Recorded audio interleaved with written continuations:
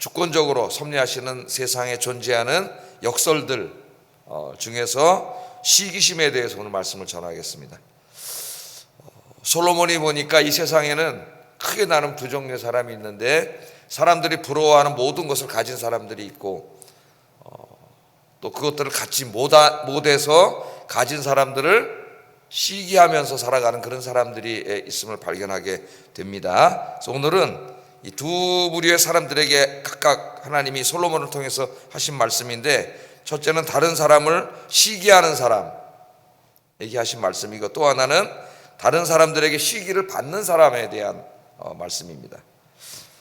이 시기하는 사람은 결국 자신의 인생을 다 망치게 되므로 시기심을 극복해야 한다고 말씀하셨습니다. 또 시기의 대상이 되는 사람은 자기 혼자 모든 것을 다 가지려는 욕심을 버리고 이웃과 함께 사는 법을 나누며 사는 법을 배워야 된다. 하나님 그렇게 말씀을 하셨어요. 나 혼자 모든 것을 다 갖고 소유하고 그렇게 욕심을 부리고 그래서 그것을 다 얻었다 한들 그것을 갖지 못한 사람들이 시기의 대상이 돼서 결국 그 사람도 행복하게 살지 못한다고 하나님께서는 말씀하고 있습니다. 그래서 오늘 아침에는 이 두 가지 주제를 중심으로 해서 특별히 시기심에 대해서 신학적으로 또 심리학적으로 살펴보려고 하는데, 오늘 발인 예배가 있어요. 그래서 간단하게 오늘 말씀을 묵상하겠습니다. 자, 이 솔로몬이 보니까 시기하는 사람이 있고 시기를 받는 사람이 있다고 이야기하고 있습니다. 자, 솔로몬이 세상을 가만히 살펴보니까 열심히 수고하여서 돈도 많이 벌고 높은 지위에 오른 사람들이 있었습니다. 또 남보다 뛰어난 재능을 갖고 외적인 어떤 것들을 더 좋은 것들을 가진 사람들이 있었어요. 그런데 주변에 있는 사람들을 보니까 이를 축하하고 함께 즐거워해 주지 않고 시기하는 모습을 보게 됩니다. 오늘 4절 한번 읽어보겠습니다. 시작.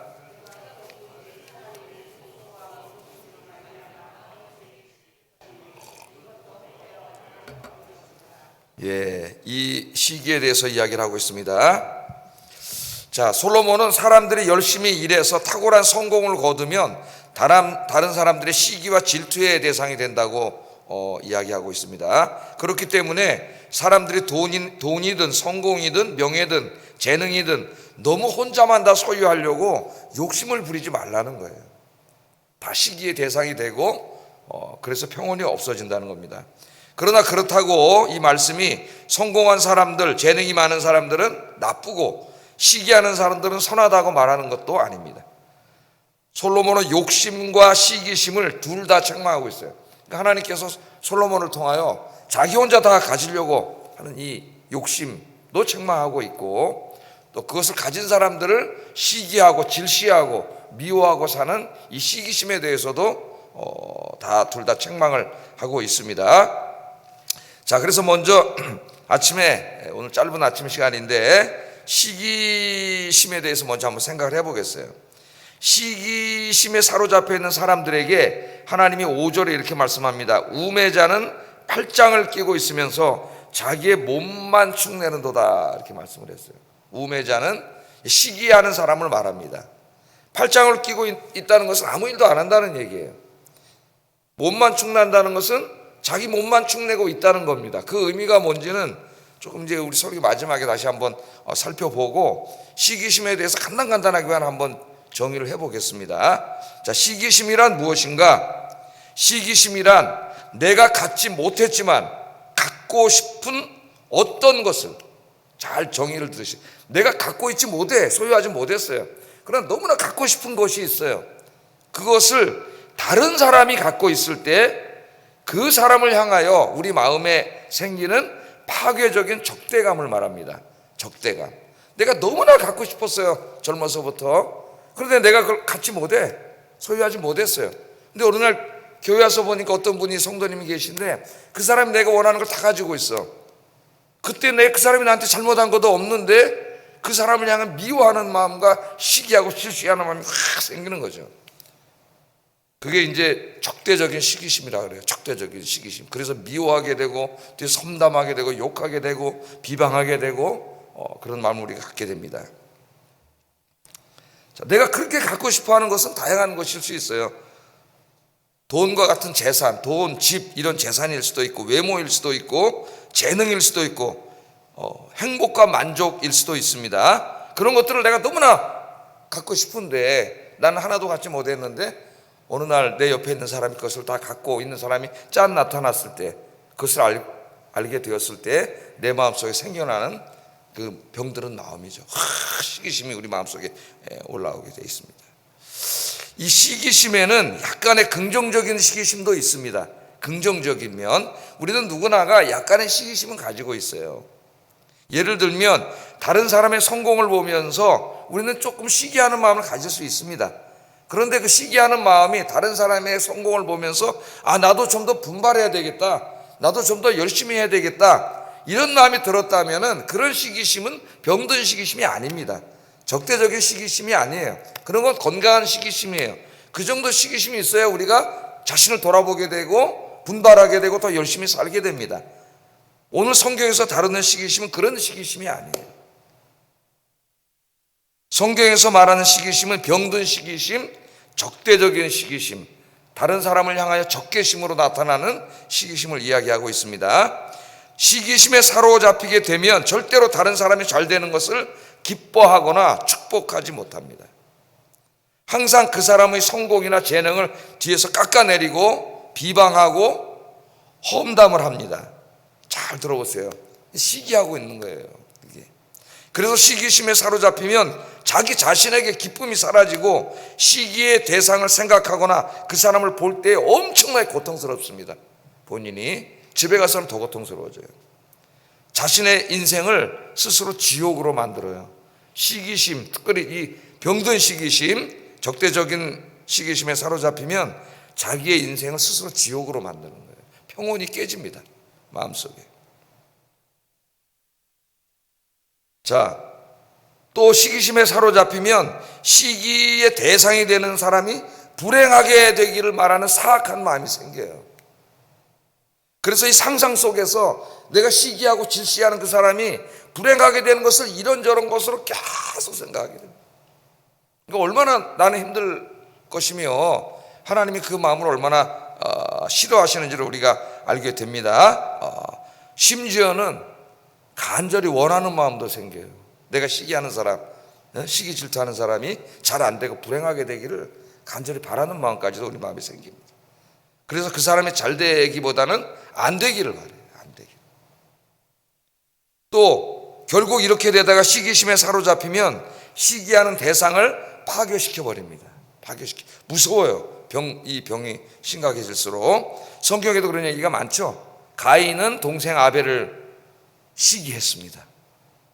자기가 그렇게 하나님의 사랑을 받고 인정받고 싶었는데, 자기가 그렇게 받고 싶은 하나님의 인정과 사랑을 자기는 받지 못하는데 동생이 받아요. 건전한 시기심을 가졌다면 어떻게 했겠어요? 내가 신앙생활을 잘못하고 있구나, 회개하고 하나님께로 돌아와야 되는데 이 적개적인 시기심을 가졌기 때문에 결국 어떻게 됩니까? 시기의 대상인 동생을 죽이죠. 돌로 때려 죽여요. 현대사회에서 우리가 진짜 시기의 대상을 돌로 때려 죽이진 않는다 할지라도 수없이 내 마음속에서 그 사람을 죽입니다. 수없이. 요셉의 형들은 요셉을 시기했죠. 요셉의 11명의 형들이 아버지의 사랑을 그렇게 받고 싶었는데, 자기들이 그렇게 받고 싶었던 아버지의 사랑을 자기들은 받지 못하고 요셉이 다 받잖아요. 그 10명의 형들이. 그래서 요셉을 시기했다 그랬어요. 아버지가 요셉에게만 색동적으로 옷을 입히고 편애하면 안 되죠, 부모들이. 그 요셉을 시기해서 나중에 어떻게 했어요? 노예상으로 팔아버렸어요. 팔기 전에는 죽이려고 그랬죠. 루벤이 말리지 않았으면 죽였을 거예요. 팔아버렸습니다. 여러분, 또 우리는 사울왕을 알 수 있죠. 다윗을 시기했던. 다윗은 자기 사위입니다. 자기 딸의 남편이잖아요. 사위예요. 가장 충성스러운 신하예요. 그런데 어느 날 사람들이 다윗이 죽인 사람은 만만이고 사울이 죽인 사람은 천천히라는 말을 들었을 때 감당하지 못합니다. 이 마음속에서, 저 마음속 깊은 곳에 숨어있는 이 어두운 마음이 그게 시기심이에요. 그 다음부터 이 사울은 하나님이 주신 모든 것들을 그 시기심의 대상을 제거하는 데 다 씁니다. 다윗을 죽이는데 평생 다 쓰다가 결국 자기 인생도 망치게 된 사람이 사울이에요. 여러분, 특별히 우리 현대 사회를 보면 인터넷 공간에 성공하고 출세한 사람들, 유명해진 사람들, 행복한 사람들 보면서 어떻게 합니까? 악플을 달고 욕을 하고 저주를 하고 거짓 정보를 퍼뜨리고 그래서 막 괴롭히고 어떤 사람은 자살을 했어요. 그 인간의 이 저 깊은 곳에 있는 그 죄악에서 나오는 그 어두운 마음이, 그 시기심이 겉으로는 보면 다 건강한 사람 같고 다 좋은 사람 같은데 그 보이지 않는 그 어두운 마음이 어디에 나타나요? 보이지 않는 인터넷 공간에 확 드러나는 거예요. 그래서 인터넷을 보면은 우리 인간이 얼마나 죄인인가를 알 수가 있습니다. 다 겉으로 볼 때 멀쩡해 보여요. 그런데 그 인터넷 들어가서 댓글 다는 사람들을 보세요. 그 안에 글들을 보세요. 그게 우리 인간의 마음이에요. 죄 때문에. 자, 왜 이러는가? 시기심이, 성경은 시기심이 어디서 왔는가를 분명하게 우리에게 가르쳐 줍니다. 야고보서 3장 15절, 야고보서 3장이 이제 시기심에 대해서 우리에게 가르치는 말씀인데 한번 읽어보겠습니다. 시작.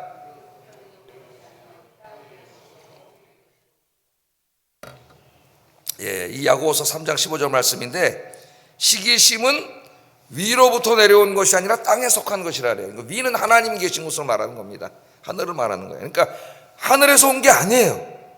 이 땅에 속한 거예요.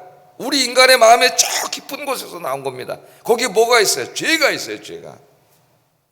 그래서 이 시기심이라고 하는 것은 인간의 이 죄악되고 병든 마음 속에서 나오는 거라는 거예요.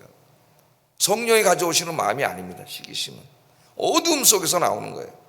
두 번째, 시기심은 인간의 정욕 때문에 발생하는 것이라고 오늘 야고보서 3장 15절에 말합니다. 첫째는 땅에 속한 것이고 둘째는 인간의 정욕에 속한 거예요. 아까 제가 말했잖아요. 내가 갖고 싶은 거, 소유하고 싶은 거, 그런 거 너무나 많은데 그건 난 하나도 갖지 못했는데 내 옆에 있는 그래도 가깝게 지내는 이 어떤 분이 그것을 다 가지고 있을 때 겉으로는 가까운 척하지만은 내 마음속에 뭐가 나와요? 내 욕심에 그것을 갖고 싶은 정욕에서 시기심이 확 나온다는 거예요. 시기심이. 세 번째, 오늘 성경 말씀 뭐라 그래요? 시기심은 근본적으로 이런 적대적인 시기심은 귀신으로부터 나오는 거라 그러잖아요.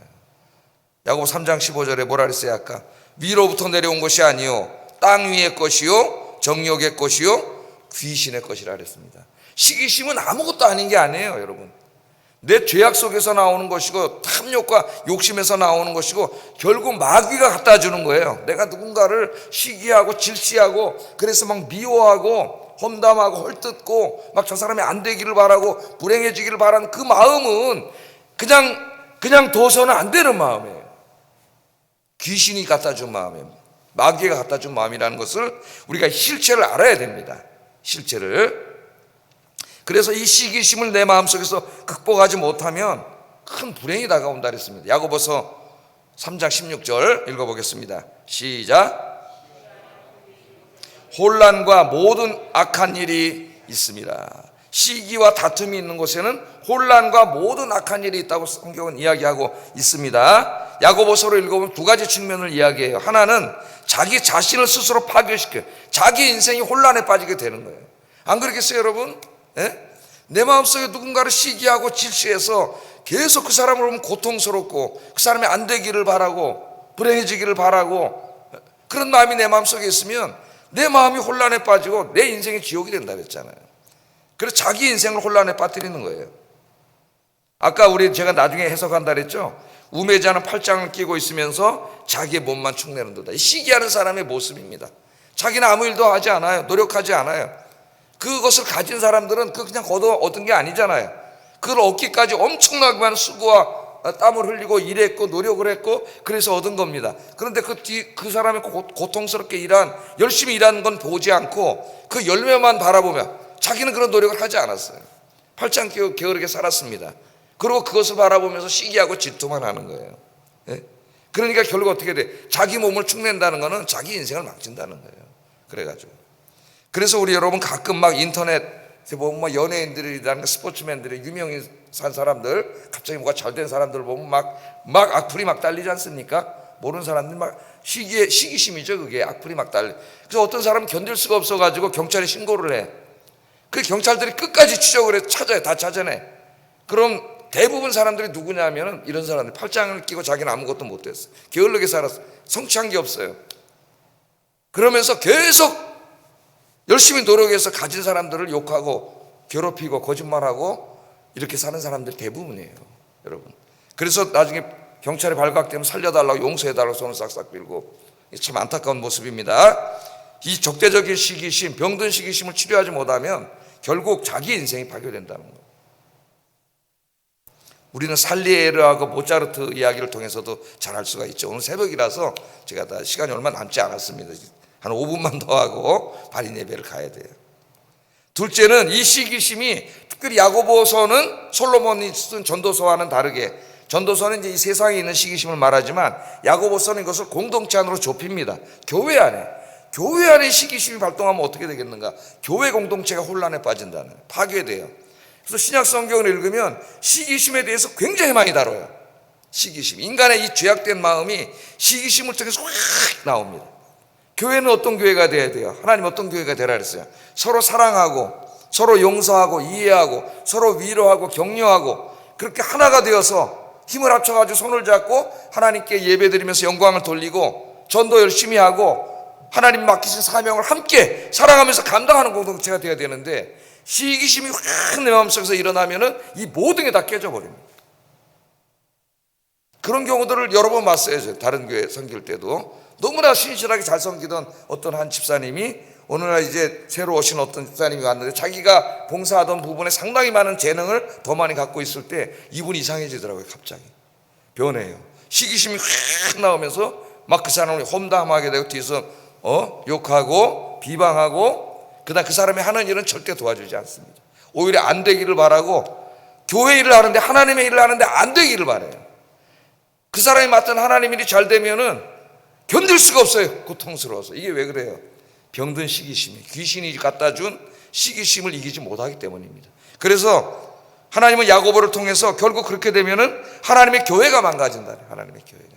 그래서 이 시기심은 반드시 극복돼야 됩니다. 이런 마음이 내 마음에 생겼을 때 이거는 가만두면 되지 않아요. 이건 어둠의 권세에 속한 마음이에요.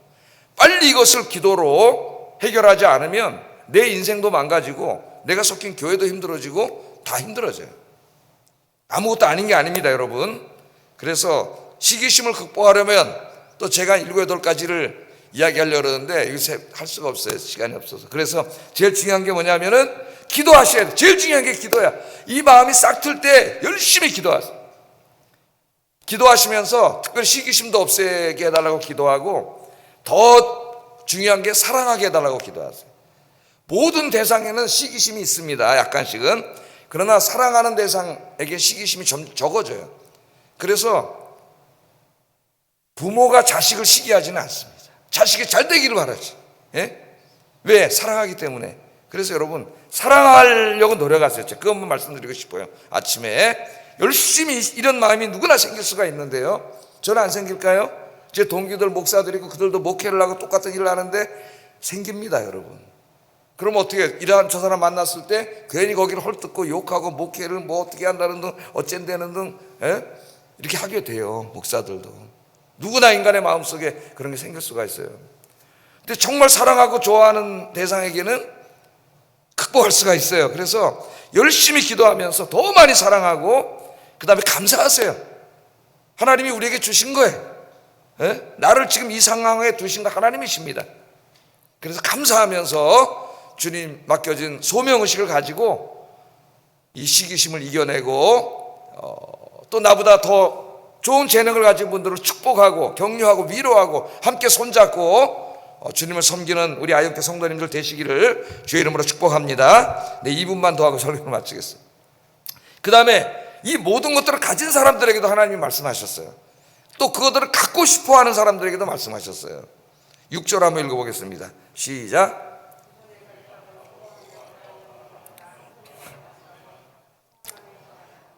뭔가 자꾸 두 손에 인간이 욕심이 있어서 두 손에 가득 채우려고 그래. 두 손에. 그렇게 하지 말라는 거죠. 두 손에 가득하고 수고하여 바람을 잡는 것보다 한 손에만 가득하고 평온함이 더 낫다 그랬습니다. 두 손을 가득 잡았는데 막 내 인생에 바람이 일어나고 풍랑이 일어나는 것보다 한 손에는 못 잡고 한 손만 잡고 평안하게 사는 게 좋다고 하나님께서 말씀을 하셨으니까 너무 뭐 하는 거예요. 이게 욕심 부리지 말라는 거예요. 너무 욕심과 탐욕을 부려서 나 혼자 다 벌고 다 갖고 자꾸 재산도 더 늘리고 주변에 어려운 사람들도 많은데 도와주지도 않고 그렇게 살면은 시기의 대상이 된다는 거예요. 시기의 대상. 그래서 옛날에 LA 폭동이 났을 때 한인들이 엄청나게 피해를 입었습니다. 흑인들이 미워했어요. 시기의 대상이 됐어요. 저 한국 사람들이 여기 LA 와가지고 장사하면서 돈을 많이 벌었습니다. 돈을 많이 벌었는데 특별히 흑인들을 상대로 돈을 많이 벌었어요. 근데 그 흑인 사회 어려운 사람들 기여를 하지 않아, 주질 않아. 그래서 미움과 시기의 대상이 됐어요. 폭동이 났더니 한인 가게를 다 덮쳐버렸어요. 그래서 반성한 적이 있어요. 한국 사람들이. 우리가 여기 기여해야 되겠다. 하나님이 여러분에게 더 많은 재능을 주셨습니까? 더 많은 재물을 주셨습니까? 남들이 갖지 못한 것을 주셨습니까? 자랑하지 마세요. 자랑하면 안 됩니다. 나 혼자 다 가지려고 욕심 부리지 마세요. 하나님이 주신 것들을 하나님을 위하여, 이웃을 위하여 우리가 나누어 주고 선을 베풀 때 시기의 대상이 되지 않고 여러분이 많은 것을 가졌지만은 사랑받고 존경받을 수 있습니다. 하나님께서 우리에게 하시는 말씀이 바로 그 말씀이에요. 두 손에 가득하고 수고하여 바람을 잡는 것보다 한 손에 밖에 없지만 평온한 게 낫다는 거예요. 너무 욕심 부리지 마시고 우리 모두가 마찬가지입니다. 두 손에 다 나만 움켜잡으려 그러지 말고 한 손만 있으면 살 수 있어요. 나머지는 나누어 주면서 주님을 위해서 쓰면서 사시는 저와 여러분 되기를 주의 이름으로 축복합니다. 기도하겠습니다. 두 가지를 기도합니다. 모든 것들, 그것이 돈이든 인기든 명예든 인정이든 나 혼자 다 소유하려고 욕심 부리지 말고 이웃을 배려하는 삶을 살게 하소서. 다른 사람이 가진 것을 시기하고 질투하지 말고 진정으로 축복하고 축하해 줄 수 있는 진정한 그리스도인이 되게 하소서. 이 두 가지가 굉장히 중요해요. 기도하겠습니다. 사랑하신 아버지 하나님,